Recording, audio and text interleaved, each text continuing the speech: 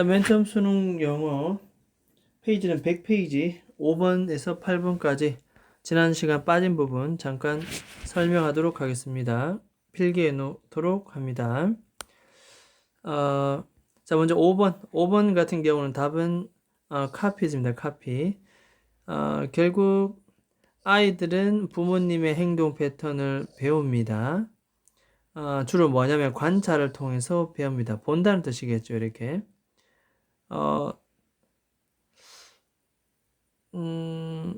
자, 그 다음에 뒤에 보니까 마찬가지로 아이들은 뭐 쿠폰 자르고 그것을 보여주는 방식도 옆에서 배운다고 나옵니다. 여기 보면 결국엔 본다는 뜻입니다. 이렇게 엄마의 행동을 지켜본다. 그래서 아이들에 의해서 학습되어지는 그 행동들이 결국은 부모의 뭐다? 그치? 부모를 보고 따라한 거니까 카피에서 복사본이다. 이렇게 우리가 볼 수가 있습니다. 자, similarly는 줄 긋고 씁니다. 같은 맥락의 또 다른 예시. 나머지 어휘는 duty 줄 거 씁니다. 의무 하나 써봅니다. 의무. 그 다음에 necessity는 필요, 필수란 뜻입니다. 됐죠? 첫 번째 문장이 이 글의 주제문이 되겠습니다. 자, 그 다음 6번 내려갑니다. 6번은 자, hard work 1번이 답이고, 열심히 일하는 것, 근면 노력. 결국 92세 나이에도 열정적으로 일을 한다라고 되어 있고 에너지를 가지고 열심히 일을 한다. 아이디어를 갖지 않고선 절대로 아침에 깨는 법이 없다. 즉 눈을 뜰 때면 항상 아이디어로 넘쳐난다. 생활의 모든 게 하나의 도전 과제다. 자, 더 비교급 주어동사, 더 비교급 주어동사. 내가 열심히 일할수록 나는 더 많이 살게 된다. 자, 뭐 이런 내용을 통해서 결국 하고 싶은 말은 그 어떤 것도 인생에서 이것을 대체할 수 있는 것은 있다 없다? 없다. 이것이 가장 중요하다. 이게 바로 뭡니까? 하드워크죠. 하드워크. 열심히 일하는 것. 됐습니까? 자, 위티 코멘트라는 것은 재치 있는 말입니다. 말.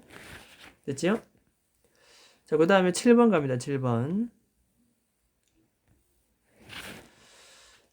7번에는 좀 어려운데 이런 내용입니다. 답은 5번 체크하고 돈과 권력은 반드시 성공으로 이끌어주지는 못한다. 돈과 권력이 반드시 성공으로 이끌지는 못한다.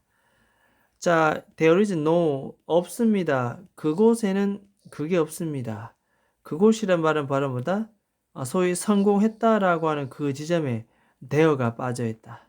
그 there가 뭔데? 바로 빨간색으로 칠해놓은 부분입니다. 자, 다시 보면 이렇습니다. 메뉴 두 번째. 요즘 사람들은 성공이라는 것을 머니와 파워, 돈과 권력으로 둔다.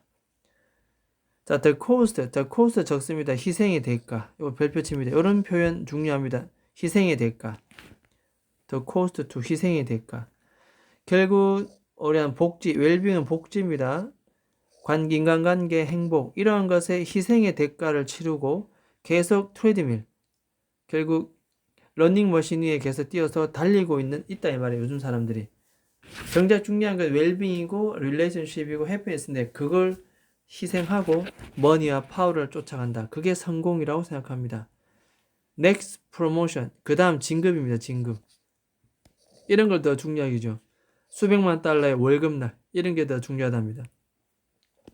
하지만 별표. 그렇지만 또 뭐다? 이러한 모든 것들 결국 all there's end입니다. 막다른 길 떨어집니다. 낭떨어집니다. 가다 보면. 됐죠? 결국 이것은 부서진 꿈이다. 이렇게 얘기합니다. 결국 머니와 파워를 목표로 두고 가는 것은 올바르지 않다. 희생하지 말자입니다. 뭐를? 웰빙, 릴레이션십, 해피니스를 그 성공 끝에 가보니까 웰빙, 릴레이션십, 해피니스가 없다. 이런 뜻입니다. 됐습니까? 그래서 current definition success, current 적습니다. 현재.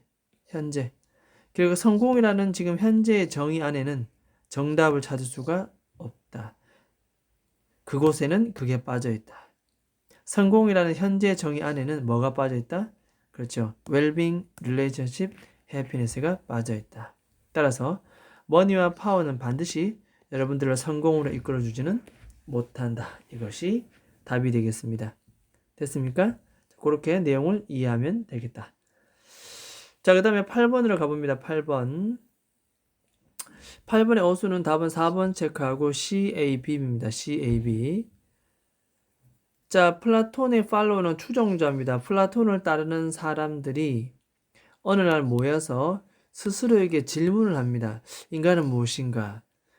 이때 이 시대 사람들은 보통 질문을 통해서 진리를 추구하는 시대였습니다. 스스로 생각해 봅니다.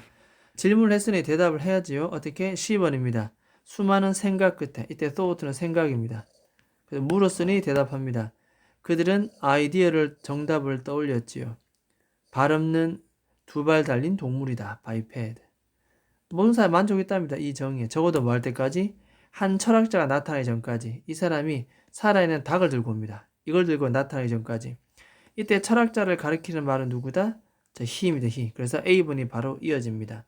지시, 대명사, 대명사 이런 걸로 우리는 논리적 추론을 통해서 순서를 찾을 수 있지만 대개는 지시어라든지 대명사를 통해서 우리가 쉽게 찾을 수가 있다. 자, 보세요. 내가 여러분들에게 인간을 보여줄게. 소란이 끝난 다음에 그 철학자들이 다시 모여서 그 정의를 수정합니다. 그 정의는 뭐였는데? 살아있는 깃털 없는 닭이었거든. 이걸 어떻게 수정합니까? 이제 넓은 손톱을 가진, 왜냐하면 닭은 좁은 손톱이죠. 넓은 손톱을 가진 깃털 없는 두 발 달린 동물. 뭐 이렇게 또 정의가 내립니다. 말도 안 되죠. 마지막 정리. B번의 마지막. 이와 같은 호기심에 가득 찬 이야기는 결국 수많은 철학자들이 직면했던 그러한 어려움들을 보여줍니다. 뭐 할 때? 추상적인 정의, 인간이 무엇인가에 대한 추상적인 정의를 내릴 때 그들이 겪었던 하나의 에피소드, 어려운 점을 보여줍니다. 이렇게 어순을 정리하는 것이 맞다. 내용을 단순히 읽어보고 찾을 수 있겠지만 고난도 지문에서는 해석이 어려울 때는 이렇게 대명사나 정관사도, 인칭 대명사, 지시 대명사를 통해서 우리는 순서를 찾을 수도 있다. 됐습니까? 자, 그럼 여기까지 하도록 하겠습니다. 필기를 잘 해두도록 합니다.